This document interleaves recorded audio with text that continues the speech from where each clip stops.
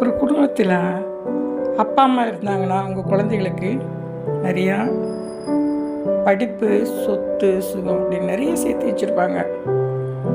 வசதியானவங்க நிறைய சேர்த்து வச்சுட்டு போவாங்க. வசதி இல்லாதவங்க தன் வசதிக்கு தகுந்த மாதிரி எல்லாம் சேர்த்து வச்சுட்டு போயிருப்பாங்க.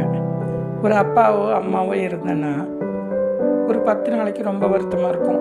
அவங்களுடைய துணிமணி ஆகாது, அவங்க படத்தை மாட்டக்கூடாது, அவங்க இருக்கக்கூடாது, இப்படின்னு எல்லாம் பேசி அவங்களுடைய நினைவிலிருந்து கொஞ்சம் கொஞ்சம் விலக ஆரம்பிப்பாங்க. ஏன்னா இங்கே ஒவ்வொருத்தருக்கும் ஒரு பிரச்சனை, குடும்பம், தொழில், தினம் 24 மணி நேரமும் உழைக்கிறவங்க நிறைய பேர் இருக்காங்க, யோசிக்கிறவங்க இருக்காங்க.